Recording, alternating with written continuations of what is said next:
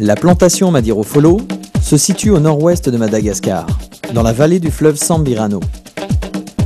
Le climat tropical, avec ses 2 à 3 mètres de précipitations par an et les alluvions du fleuve, engendre un microclimat des plus propices. La plantation de cacao Madirofolo se situe à quelques kilomètres d'un lac où un arbre tamarin, Madiro en malgache, est un lieu d'offrande sacrée pour la population. Ce lac a une légende. Pour ne pas avoir donné de l'eau à un magicien de passage, les habitants furent transformés en crocodiles et leur village englouti sous un lac. Je m'appelle Jacques, je suis responsable de la plantation de Madirofolo. On est effectivement sur le domaine. Madir, c'est tamarin, c'est un arbre qui porte les fruits comme vous voyez ce moment-là. Et Folo, ça veut dire 10. Au départ, ce sont 10 arbres tamarins groupés autour d'un village.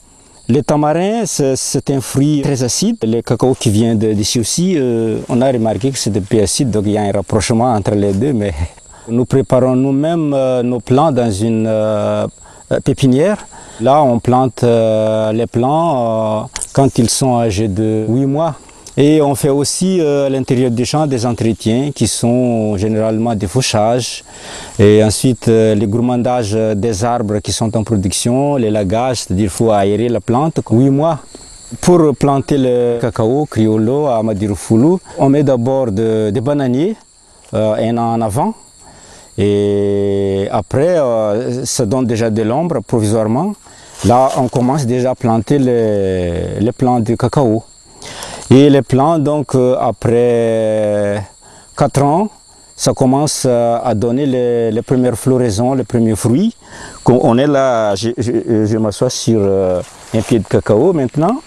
Il y a déjà des fleurs. En 4 ans, en 5e année, c'est toujours la récolte symbolique qu'on a. Mais la pleine production se situe vers 10e année de plantation. Nous récoltons le cacao de Madirofolo. On travaille en équipe, on laisse les gens par ligne qui vont faire la récolte avec une longue serpe.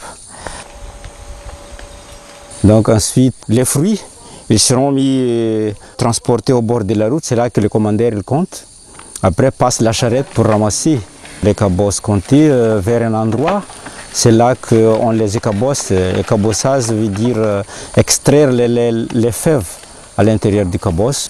Quand le travail sera terminé, la journée, il y a un tracteur qui passe, qui ramène tous les fèves fraîches vers le centre de transformation. On les met dans un bac de fermentation.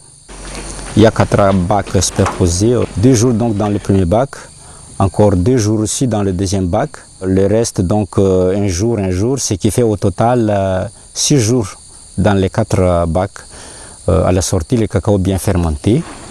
On les sort dans une aire de séchage, on les met pendant 3 heures de temps, seulement là, en plein soleil. Ça permet aussi de continuer la fermentation lente, ce qui améliorerait encore le goût de cacao. On continue le séchage à l'ombre pendant toute la nuit. Et le lendemain, donc, on sort le cacao sur une clé, c'est-à-dire un tiroir. Là, on les fait sécher en plein soleil jusqu'à ce qu'on ait une humidité à 8% au maximum. Quand c'est sec, on passe au triage. Il y a des femmes qui font ce travail-là. Et après le triage, c'est toujours le conditionnement, la mise en sac et le marquage des sacs, marquage Madirofolo.